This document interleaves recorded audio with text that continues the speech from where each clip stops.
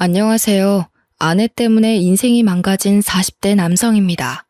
결혼에 실패한 뒤로 인생을 완전히 말아먹고 아직도 충격에서 벗어나지 못하고 아들 하나 데리고 아무 희망도 없이 살고 있습니다. 아주 성공한 인생은 아니었지만 순탄하게 살아가던 제가 왜 밑바닥까지 추락하게 되었는지 들어보시면 여러분들도 기가 막히실 겁니다. 제가 아내와 결혼한 뒤에 정말 기가 막힌 경험을 하게 되었습니다. 아내가 저 몰래 다른 남자에게 시집을 가버렸는데요. 이게 도대체 무슨 말인지 이해가 안 되실 겁니다. 저도 처음엔 이런 어처구니 없는 상황을 이해할 수 없었으니까요. 결론부터 말씀드리자면 아내가 저와 결혼하고 동거는 다른 남자와 해버린 것입니다. 그 사실을 알게 된 순간 피가 거꾸로 치솟을 정도로 화가 났지만 그 인간들에게 속수무책으로 당할 수밖에 없었습니다. 그것들은 짐승들도 하지 않는 더러운 짓을 저지르고도 뻔뻔스럽게 모든 잘못을 제게 뒤집어 씌우려고 했습니다. 저는 아버지가 일찍 돌아가시고 홀어머니 밑에서 자랐습니다. 엄마와 저의 불행은 아버지가 돌아가시면서 시작되었죠. 공장에서 작업 반장이었던 아버지는 새로운 기계를 설치하는 과정에서 작업자의 실수로 장비가 오작동되면서 사고로 돌아가셨습니다. 아버지가 돌아가시자 기다렸다는 듯이 고모가 할머니를 꼬드겨서 공장에서 나온 사망 위로금을 가로채버렸습니다. 그 돈은 당연히 엄마가 받아야 하는 돈이었지만 할머니는 세상 물정 모르고 착한 엄마를 속여서 고모에게 줘버렸는데요. 고모는 거기서 만족하지 않고 아버지 명의로 되어 있는 집에 눈독을 들였습니다. 고모가 할머니에게 엄마를 집에서 내보내고 자기랑 같이 살자고 유혹했거든요. 아버지가 살아계실 때도 못된 시누이 노릇을 톡톡히 하던 고모였지만 이런 식으로 저랑 엄마를 배신할 줄은 몰랐습니다. 그 전부터 한겨울에 엄마와 제가 자는 방에 보일러만 끄기도 했고 일부러 세탁기를 고장내 산더미 같은 빨래를 손으로 직접 빨게 만들었습니다. 할머니는 그런 모습을 보고 동정하기는커녕 엄마가 힘들다고 울상을 지으면 나가라는 말만 하셨습니다. 그렇게 힘들면 나가야지. 굳이 왜 여기 버티고 서 있어? 아범이 이제 이 세상 사람도 아닌데 너도 더 늦기 전에 경수 데리고 네 갈 길 가라. 하지만 엄마는 나갈 수 없었습니다. 할아버지는 돌아가시기 전에 집을 아버지에게 주셨기 때문에 어떻게든 재산 분배를 하려고 했죠. 땡전 한 푼도 없었기 때문에 어쩔 수 없었습니다. 엄마가 집에서 안 나가고 버티고 있던 그 해에 유독 눈도 많이 내렸습니다. 수십 년 만에 강추위라고 뉴스에 보도되던 때였죠. 지금도 그 추위가 생각날 만큼 엄청 추웠습니다. 그런 한겨울에도 집이 탐이 난다는 이유 하나만으로 고모는 할머니를 앞세워서 엄마와 저를 집에서 쫓아내려고 했습니다. 그럴 때마다 엄마가 나서서 애원하듯 말하였는데요. 어머님, 제가 갈 데가 어디 있다고 나가라고 하시는 거예요. 그냥 어머님 모시고 이 집에서 살게 해주세요. 어머님이 하라는 집안일 묵묵히 잘해오고 있잖아요. 엄마는 이 집에서 나가면 당장 살아갈 날들이 막막하다고 할머니에게 애원했지만 할머니와 고모는 돈에 눈이 멀어서 냉정하게 돌아섰습니다. 우리도 힘들어서 그래요. 힘들어서. 내가 돈 벌어와서 겨우 입에 풀칠하고 있는데 끝까지 이럴 거예요?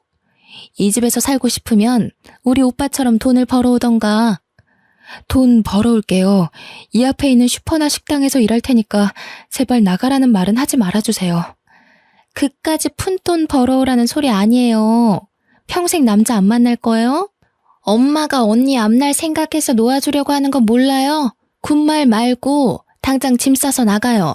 그때 엄마가 법에 대해서 조금만 지식이 있었다면 할머니와 고모에게 맞대응했을 겁니다.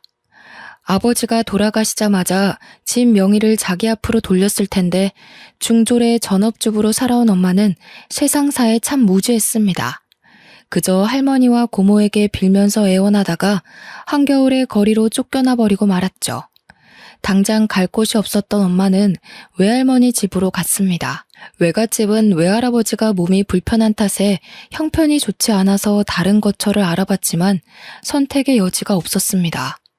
그때부터 엄마는 저를 키우기 위해 닥치는 대로 일을 하기 시작했는데요. 처음에는 친척의 소개로 아파트에서 청소일을 하시다가 도배 일을 하는 사장님의 도움으로 벽지 도배를 배우게 되었습니다. 엄마는 어린 저를 남부럽지 않게 키우려고 열심히 기술을 배우셨고 1년 뒤에 사장님과 같이 도배 일을 하게 되었죠.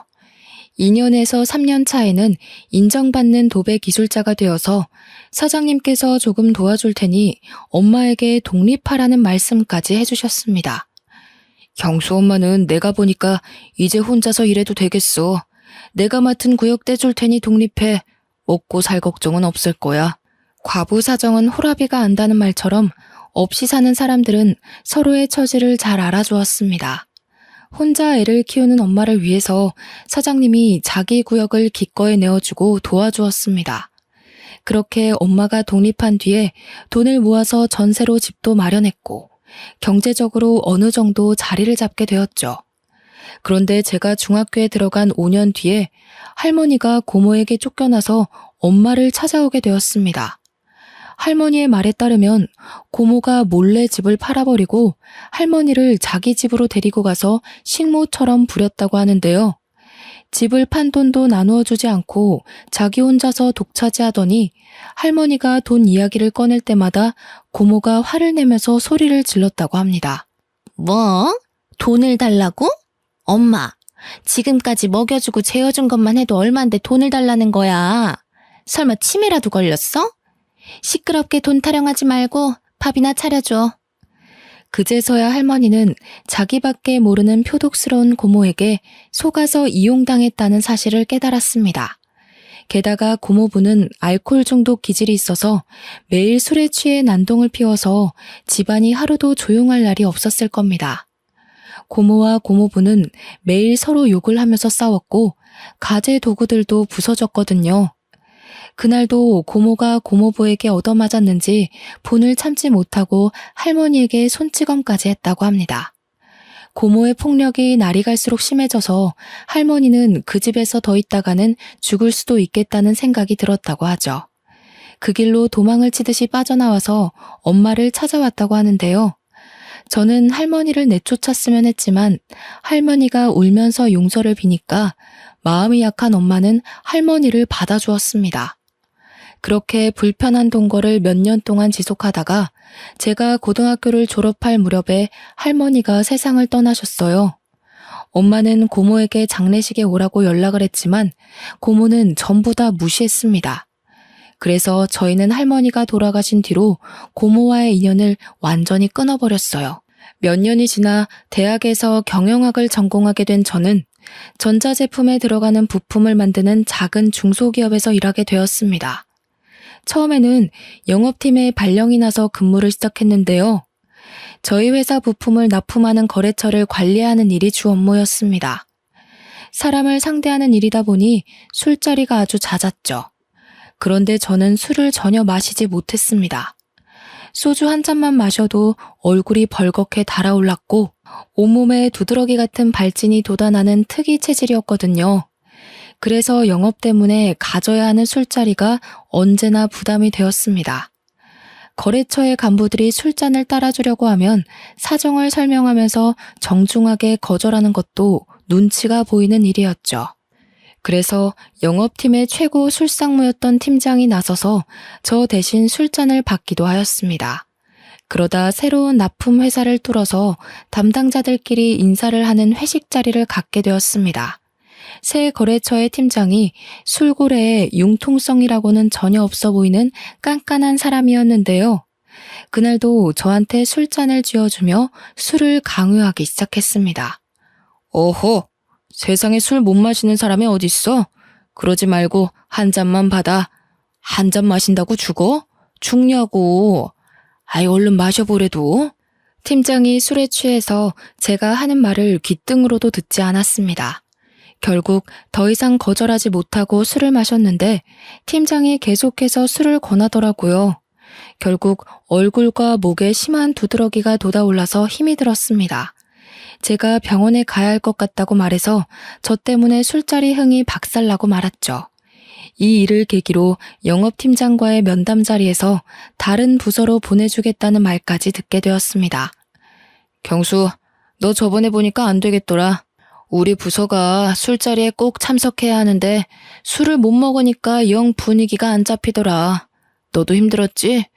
적성에 안 맞는 것 같으니까 적당한 부서로 옮겨줄게. 여기서 거절하고 버티고 있을 수 없어서 우선 알겠다고 했는데요. 얼마 후에 회사의 회계를 맡은 부서로 발령을 받게 되었습니다. 늘 숫자와 씨름해야 하는 머리 아픈 업무였죠. 면접 볼 때 회계 공부를 한 적이 있다고 말한 걸 기억하고 있었는지 비전공자인 저보고 직접 부딪히면서 일해보라고 하더군요. 중소기업은 다 똑같은 것 같습니다. 사람이 안 구해지는 것 같으니까 아무 인력이나 집어넣어보고 아님 말고 식이었는데요. 다행히 회계 공부에 흥미가 있었던 저는 공부를 하면서 회사를 다녔습니다. 회계사 일은 아니었지만 회계 업무를 보조하는 일이라 가능한 일이었습니다. 그러다 저희 회사와 계약을 한 회계사가 건강이 안 좋아져서 그만두었고 대신 다른 젊은 여성 회계사가 배치되었습니다. 분기 결산이나 회계 감사를 하는 때가 되면 소연 씨라는 여성 회계사와 제가 밤을 새가면서 장부를 맞춰보고 회계 보고서를 만들었죠. 그렇게 사이가 친해지다 보니 소연 씨가 다른 회계사들과 참 다르다는 느낌을 받았습니다. 전임 회계사는 모든 업무를 제게 떠넘기고 자기는 형식적으로 검토만 하고 사인했거든요. 그러다가 문제가 생기면 책임을 전부 제게 떠넘겼습니다. 하지만 소연 씨는 엄청난 양의 회계 관련 문서들을 같이 검토했고 의문점이 생기면 제게 물어보면서 보고서를 만들었습니다. 저는 저보다 좋은 대학을 나오고 똑똑하지만 한편으로 검소한 소연 씨가 마음에 들었습니다. 제가 마음의 문을 여니 소연 씨와 업무 외의 사적인 대화도 하게 되었는데요. 소연 씨에게 왜 30이 되도록 사귀는 남자가 없는지 궁금하다고 물으니까 분위기가 이상해지더라고요. 소연 씨는 사귀는 사람 없어요? 남자라면 누구나 소연 씨를 좋아할 텐데 왜 아직 싱글로 남아있는지 모르겠네. 예전에 결혼을 약속한 사람이 있었는데 사고가 있었어요. 지금은 이 세상 사람이 아니에요. 소연 씨에게는 대학 시절부터 사귀던 애인이 있었는데 사고로 세상을 떠난 것 같더군요. 대학교 1학년 때부터 같은 과 선배와 사귀면서 결혼을 약속했었다고 합니다. 그런데 결혼식 한 달을 남겨두고 등산에 갔다가 사고를 당해 허망하게 죽었다고 하네요. 그 말을 해주면서 소연 씨의 낯빛이 무척이나 어두워졌습니다. 그 뒤로 남자를 만난 적도 없고 열심히 일만 하면서 살아왔네요. 이제 더 이상 누굴 만날 자신이 없어요. 상처받을까봐 무섭기도 하고. 아니에요, 소연 씨. 굳이 결혼은 안 하더라도 연애는 해야죠. 소연 씨라면 좋은 사람 만날 수 있을 거예요. 저는 이미 소연 씨에게 호감이 있는 상태라서 오히려 트라우마를 보듬고 치유해주고 싶었습니다. 제가 그 후로 적극적으로 저녁 먹자고 하고 주말에도 만나자고 하니까 조금씩 호감을 보이면서 닫혀있던 마음의 문을 열기 시작했습니다. 그렇게 몇 달이 지났을까요? 정식으로 교제를 시작하면서 큰 문제가 생기기 시작했습니다. 소연이 부모님이 대학 교수이셨거든요. 게다가 소연이가 외동딸이라서 저를 엄청 안 좋아하셨습니다. 하긴 대학 교수 집안이 아니더라도 별 볼 일 없는 저를 사윗감으로 못마땅하게 생각하는 건 당연한 일이었죠. 하지만 소연이는 끝까지 저를 포기하지 않고 시댁으로 끌고 가 결혼을 전제로 만나는 걸 허락받으려고 하였습니다. 그런데 장모님께서 소리를 지르면서 반대하셨는데요. 아버지도 없고 직업도 변변치 않은 놈이 뭐가 좋다고 결혼을 하겠다는 거냐? 절대 안 돼. 내가 아주 괜찮은 신랑감 골라줄 테니까 당장 헤어져. 장모님께서 자기 눈에 흙이 들어가기 전까지 절대 결혼을 허락할 수 없다고 폭언을 내뱉으셨습니다. 서로에 대한 사랑 하나로 인연을 버텨왔지만 장모님께서 저랑 헤어지지 않으면 호적에서 파버리고 의절하겠다는 경고를 하셔서 저희 사이도 멀어졌죠. 그날 이후로 연락이 뜸했다가 수연이가 먼저 연락해서 헤어지자고 하였습니다. 우리 이제 그만 정리해야 할 것 같아. 이렇게 부모님이 반대하는데 결혼하면 불행할 거야. 그러니까 오빠도 더 이상 나 만나려고 하지 말고 좋은 사람 만나. 예견했던 일이었습니다. 수연이가 눈물을 흘리면서 말하길래 가만히 고개를 끄덕이다가 등을 돌렸죠. 어차피 소연이와 저는 어울리지 않았습니다. 몇 달 뒤에 집안 배경이 좋은 변호사를 만나 결혼했다는 소식을 들으니까 저랑 어울리지 않는 여자였다는 생각이 더욱더 강력하게 들더군요.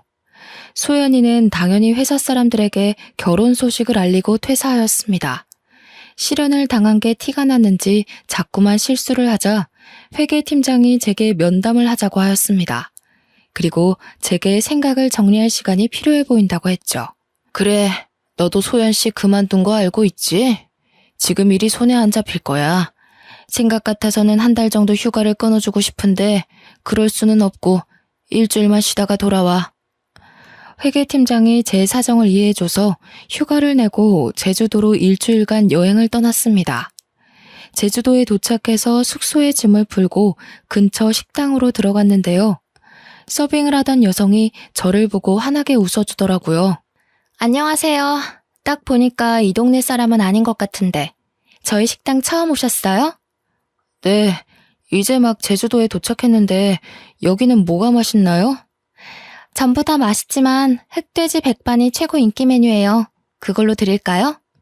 네, 그걸로 주세요. 서빙을 하던 여성이 추천해주던 대로 제주도 흑돼지 백반을 시켰는데 양이 정말 푸짐하고 맛도 좋더라고요. 고기가 입에서 살살 녹았고 감칠맛이 났습니다. 다음에도 또 오고 싶다는 생각을 하고 있는데 서빙을 하던 여성이 갑자기 말을 걸어왔죠. 혼자서 여행 오셨나 봐요? 네, 머리 좀 식히려고 혼자 왔어요. 얼마나 계시다 갈 건가요? 일주일 정도 머물 겁니다. 여행 계획은 잡으셨어요? 아니요, 그냥 아무 생각 없이 훌쩍 떠난 거라 계획은 없어요. 그럼 제가 가이드 해드릴까요? 에? 갑자기요? 오늘 처음 본 손님의 여행 가이드를 해주겠다고 나서니까 당황스럽더군요. 솔직히 그때는 혼자 있고 싶었지만 힘들고 지쳐 보여서 가이드 해주고 싶다는 말을 듣고 마음이 흔들렸습니다. 저야 가이드 해주시면 좋죠. 그런데 여기서 일하셔야 하는 거 아니에요? 이 식당 제 아버지 거예요. 틈날 때마다 도와드리고 있어서 자리 비워도 괜찮아요. 잠깐만요. 아버지께 물어보고 올게요. 그러면서 카운터에 앉아있던 남자에게 다가가서 뭐라 말을 하고 있었습니다. 사장으로 보이는 남자가 저를 굳은 표정으로 쳐다보더니 고개를 젓고 있더라고요. 그랬더니 서빙을 해주던 여자의 목소리가 조금 커졌습니다. 아니 아빠, 도대체 왜 안 된다는 거야? 이번에 알바 구해줬다며. 일 안 도와줘도 되니까 집에 있어. 내가 도대체 몇 번을 말해줘야 돼? 외지 남자는 만나지 말라고 했잖아. 그냥 혼자 온 분 가이드 해드리는 거야. 다른 뜻은 없어. 저는 괜찮다고 말하려고 하는데 여성분이 고집을 피우자 아버지도 알겠다고 하더군요. 그 말을 듣자마자 신이 난 여성분이 당장 내일부터 같이 다니자고 말하였습니다. 숙소가 어디예요? 내일 아침에 제가 차 가지고 갈게요. 이렇게까지 좋아하다니 이 여자가 저한테 호감이 있는 건 아닐까 하는 생각이 들었습니다. 저는 여성분 이름도 모른 채 내일 만날 약속을 잡게 되었습니다. 다음날 아침이 돼서야 여성분이 승혜라는 이름을 알려주었습니다. 저보다 어려서 그런지 참 활발하고 적극적인 여성이었습니다. 승혜가 일주일간의 여행 일정을 대신 짜주었거든요. 원래는 아무 계획도 없이 바닷가를 찾아가서 하염없이 멍이나 때리다가 올라갈 생각이었는데 승혜 덕분에 연예인 못지않은 빡빡한 일정 속에서 움직이게 되었죠. 저는 제주 토박이인 승혜를 따라 유명 관광지를 다니게 되었어요. 제주도를 돌아다니면서 알게 된 건데 승혜는 지금까지 제주도 밖으로는 나가본 적이 없다고 하더라고요. 결혼은 꼭 외지 남자와 할 거라고 하길래 농담 삼아서 한마디 던져보았습니다. 설마 나랑 하려고 그러는 거 아니지? 사실 갑자기 가이드 해주겠다고 나서서 놀랬어. 나는 좋은데 당장 식 올리자. 나 오빠 보자마자 완전 반했잖아. 오빠 진짜 잘생긴 거 알고 있지? 그게 무슨 소리야? 장난으로 말하는 거지? 승혜가 제 말을 듣고 까르륵 웃기만 하고 더 이상 말을 안 하더군요. 농담인 것처럼 툭 던져보았지만 승혜는 저를 좋아하는 눈치였습니다. 또래 여자들이랑 다르게 20대 초반 여자애처럼 솔직하게 말하고 부끄러워하는 모습이 새롭게 다가왔죠. 저도 그래서 승혜에게 마음이 끌리고 있었습니다. 제가 그동안 조용하고 성숙한 여자들만 사귀었었는데 수다쟁이처럼 말이 많으면서도 애교도 많은 승혜를 보니 또 다른 느낌이었거든요. 그렇게 저희들은 같이 여행을 다니다가 자연스럽게 서울에서도 계속 연락하자는 말을 나누었습니다. 고백만 안 했지 연인처럼 손도 잡고 질투도 하는 사이가 된 거죠. 오빠, 이제 경기도 올라가는 거야? 나도 2달 뒤 오빠 보러 갈게. 그때 나 모른 척하면 가만 안 둔다. 내가 그럴 리 있겠어. 너만 기다리고 있을게. 꼭 와야 해. 이렇게 서로 만나자는 약속을 하고 여행을 마치고 일상으로 돌아갔습니다. 2달 뒤에 진짜로 승혜가 와서 같이 서울로 나들이를 갔는데요. 내년에 30이 되는 나이인데도 승혜는 서울을 처음 와본다고 했습니다. 그래서 이번에는 제가 승혜의 여행 가이드가 되어주었죠. 승혜가 가고 싶다는 백화점에 들려서 쇼핑도 하고 놀이동산에서 즐겁게 놀다가 명동과 번화가 구경을 했습니다. 승혜가 그렇게 사흘을 머물다가 내려갔습니다. 그때부터 승혜와 저는 경기도와 제주도를 오가면서 연애를 하게 되었습니다. 지역 특성상 자주 내려가 보지는 못했지만 전화 통화를 자주 해서 애틋했죠. 한 달에 한 번 월차를 아꼈다가 주말 전날에 월차를 써서 제주도에 가서 3, 4일 정도 머물다가 오곤 했습니다. 저희가 그런 식으로 장거리 원정 연애를 한 지 6개월이 지났을 때 승혜에게 결혼하자는 청혼을 하였습니다. 너무 섣부른 판단 같았지만 저는 승혜와 같이 살고 싶었으니까요. 그리고 나이도 있어서 결혼을 더 이상 미루면 안 됐습니다. 다행히 승혜가 제 프로포즈를 받아주었습니다. 장인어른과 장모님께 정식으로 인사를 드리러 갔는데 장인어른의 표정이 진짜 어두워 보였습니다. 제가 잔뜩 긴장한 얼굴로 결혼을 허락해달라고 말씀드리니 느낌이 싸한 말을 해주셨습니다. 이왕 이렇게 됐으니 어쩔 수 없지. 잘 살도록 해라. 왜 그러냐고 꼬치꼬치 캐물을 수도 없어서 감사하다고 하고 넘어갔죠. 마음에는 안 들지만 하는 수 없이 사위로 맞아준다는 분위기라서 기분이 썩 좋지는 않았습니다. 승혜와 저는 결혼 후에 제가 마련해둔 경기도의 신혼집에서 살게 되었는데요. 이상하게 아내가 결혼 초부터 제주도에 자주 내려가기 시작했습니다. 물론 처가와 친구들이 모두 제주도에 있으니 일이 있을 때마다 내려가는 건 당연한 일이었지만 아내가 한 달에 몇 번씩 제주도에 내려가니까 이상하더군요. 하지만 처가에 가지 말라고 할 수도 없어서 그냥 두었습니다. 그쯤 아이도 가졌으니 힘들어서 처가에 자주 가는 거라고 생각했죠. 그렇게 2년이 흐른 뒤에 저희 아들 돌잔치 날이 다가왔습니다. 아내가 퇴근하고 돌아온 저를 붙잡고 돌잔치를 제주도에서 하자고 하더라고요. 여보, 우리 돌잔치 제주도에서 할 거지? 아버지가 친척들 전부 모시고 우리 식당에서 하고 싶대. 그래? 마침 그때가 여름 휴가철이니까 여행 겸해서 내려가서 푹 쉬었다가 오자. 아들의 돌잔치 날을 위해 월차까지 내고 제주도로 내려갔는데요. 그날 아내의 동네 친구라는 남자를 만나게 되었습니다. 여보, 인사해. 어릴 때부터 같이 자란 동네 오빠야.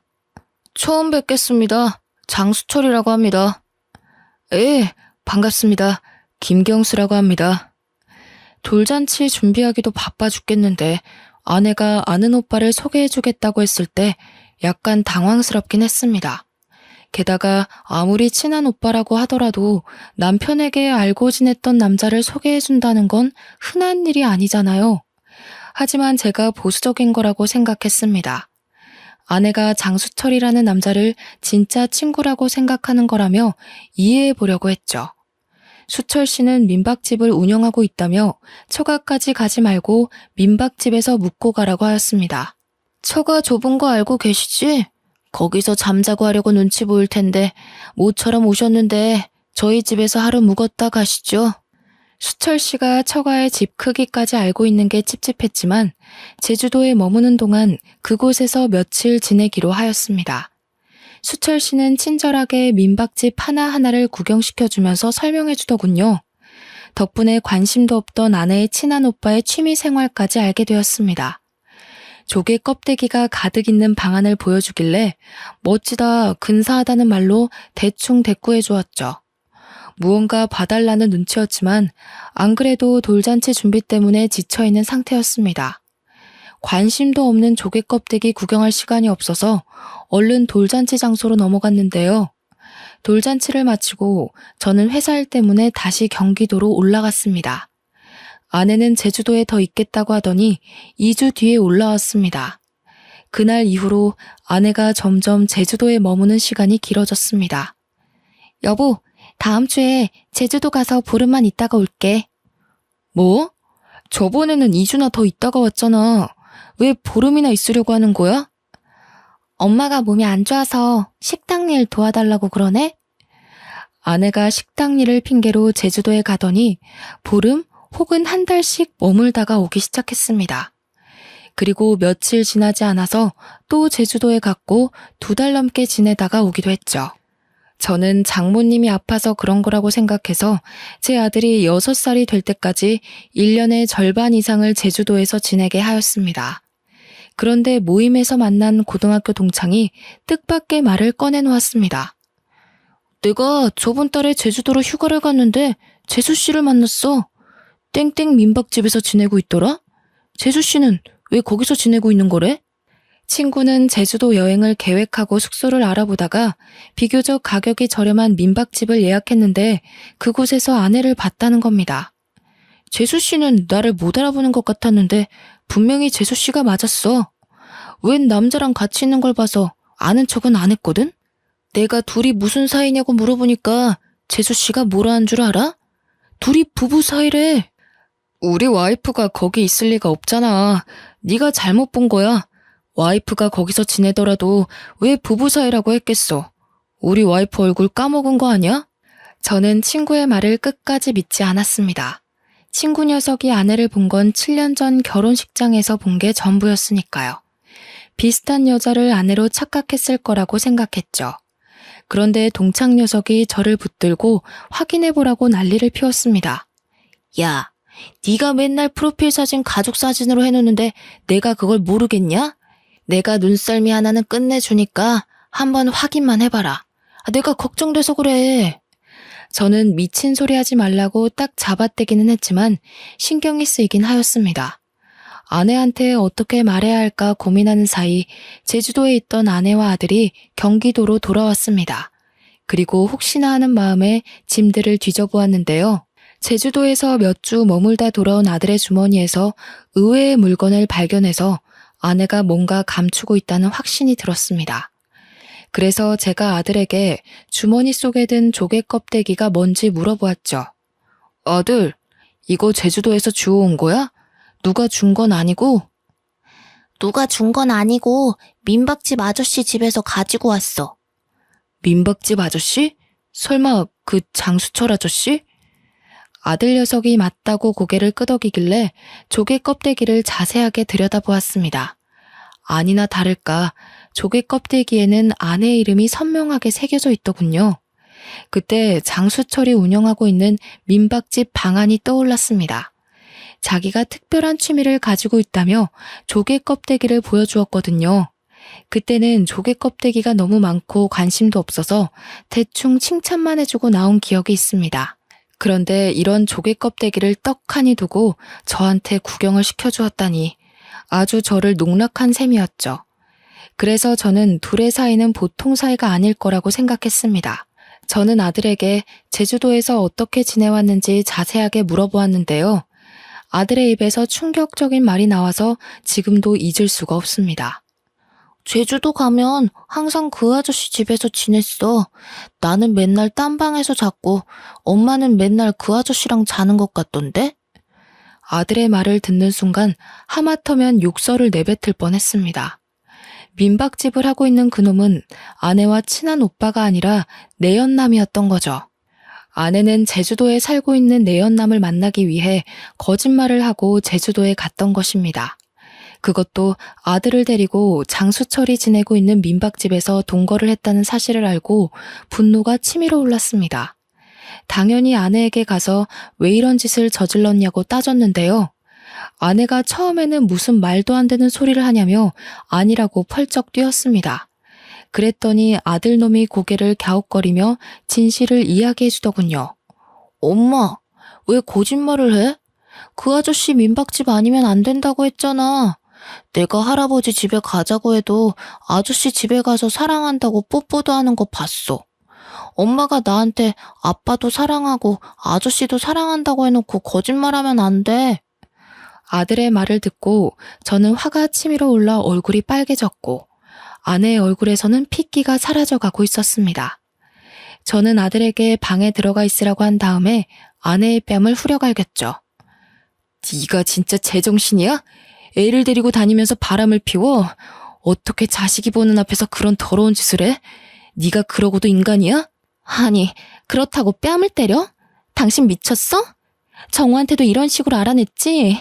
정우가 말할 애가 아닌데 이상하게 당신한테 다 말했더라. 설마 정우 때렸어? 너야말로 머리가 어떻게 된 거 아니니? 내가 정우를 때렸겠어? 정우가 당신 바람 피는 거 보고 정 떨어져서 나한테 털어놓은 거겠지. 우리 정우가 그럴 리 없어. 당신이 자꾸 때리니까 거짓말까지 한 거겠지. 나 정우 앞에서 떳떳해. 당신이 나한테 이럴 자격 없다고. 뭐?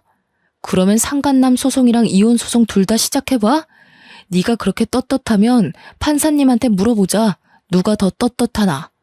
그래, 그렇게 하자. 증거도 없는데 무슨 수로 소송을 해? 당신 진짜 또라이 아니야? 또라이? 그래, 또라이가 뭔지 보여줄게. 비키라고. 당신이 잘못할 때까지, 털어놓을 때까지 다 거덜낼 거야. 제가 난동을 피우면서 집안 살림을 하나씩 부수기 시작하니까 그제서야 아내가 제 바짓가랑이를 붙잡으며 울음을 터뜨렸습니다. 여보, 잘못했어. 그만해. 그만하라고. 나도 어쩔 수가 없었어. 아버지가 반대하는 바람에. 제가 추궁하니까 아내는 모든 걸 체념하고 왜 이런 말도 안 되는 짓을 저질렀는지 털어놓더군요. 장인어른이 아내를 제주도 밖으로 못 나가게 하고 집착해서였다고 합니다. 아내는 섬이 답답하고 싫어서 육지로 나가고 싶다고 하자 장인이 바로 반대했죠. 승혜, 네가 육지로 나가버리면 이 식당은 누가 운영하니? 뻘소리 하지 말고 넌 수철이랑 결혼해서 식당 물려받을 생각이나 해라. 아빠, 난 누가 뭐라 해도 서울로 갈 거야. 수철 오빠랑 결혼해도 서울로 갈 거라고. 뭐? 서울은 무슨 서울이야? 네가 서울에서 살 돈은 있어? 아빠도 돈이 없어서 서울은 안 된다고 했잖아. 아니, 내가 되게 만들 거야. 꼭 이 지긋지긋한 제주도 빠져나갈 거라고. 아내가 제주도를 떠나겠다고 고집하자 수철이라는 남자랑도 다퉜다고 하죠. 사귀던 남자와 사이가 소홀해지자 아내가 외지 여행객들이 많이 오는 식당에서 일을 하면서 괜찮은 남자를 물색했던 겁니다. 제주도를 떠나고 싶어하는 아내의 속셈을 잘 알고 있던 장인은 저와 결혼하겠다고 했을 때 못마땅하게 생각했던 것인데요. 아내가 처음부터 제게 친절하게 대하면서 가이드를 해주겠다고 한 것도 저를 꼬셔서 제주도를 벗어나 보려는 속셈이었습니다. 결국 장인어른이 아내에게 두 손 두 발을 들고 저와의 결혼을 허락해 주었죠. 그런데 아내는 수철이라는 남자랑 다시 연락이 닿아서 연인 관계로 발전하고 말았습니다. 한마디로 결혼은 저와 하고 동거는 그놈과 했던 것입니다. 이제 모든 걸 알았으니 결판을 내야만 했습니다. 저는 당장 제주도로 내려가서 장인을 만나서 자초지종을 따져보았죠. 그런데 장인은 뻔뻔한 태도를 보여주었습니다. 자네 기분이 상했다면 내가 사과할 테니까 없던 일로 하게. 나도 딸애가 그럴 줄 알았나? 중간에 알았지만 이혼할 것 같아서 입 다물고 있었네. 저는 장인의 몰상식한 말에 소리를 지르고 말았는데요. 장인어른, 이게 사과하면 끝날 문제라고 생각하세요? 제 가정이 깨졌고 인생이 끝났단 말입니다. 확실하게 책임지셔야 합니다. 제가 그렇게 만들 거예요. 이런 식으로 씩씩대면서 처가를 나와서 장수철이 운영하는 민박집으로 차를 몰고 갔습니다. 민박집에서 만난 그놈은 어처구니 없는 변명을 짓거려 놓았죠. 승혜를 너무 사랑해서 제 곁에 두고 싶어서 그랬어요. 정말 죄송합니다. 먼저 연락해서 승혜를 흔들어 놓은 제 잘못입니다.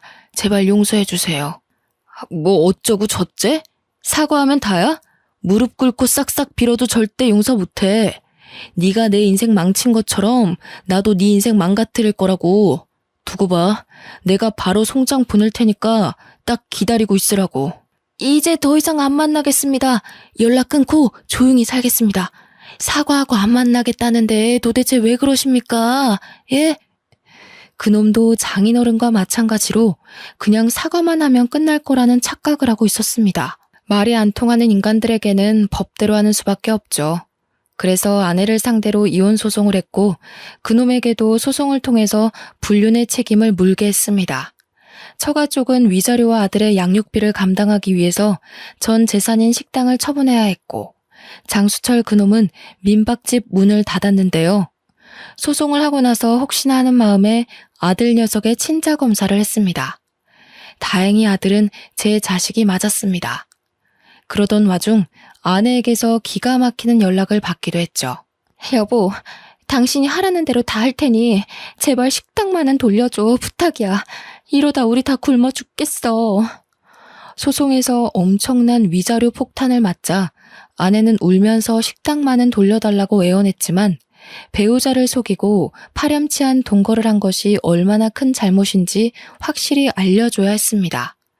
아내의 부탁을 거절했는데도 아직까지 연락이 오고 있네요. 아들 녀석 때문에 차단할 수도 없고 날이 갈수록 힘이 듭니다. 여러분도 아시겠지만 불륜이란 얄팍한 핑계를 둘러댄다고 용서받을 수 있는 잘못이 아닙니다. 함께 가정을 꾸리고 살을 맞대고 살아온 배우자를 배신하고 가정을 파탄내는 건 배우자의 남은 인생을 완전히 망가뜨리는 참담한 잘못이죠. 여러분들은 제 아내처럼 실수하지 마시고 배우자의 입장에서 생각하고 판단하는 지혜로 하루하루를 살아가시길 바랍니다.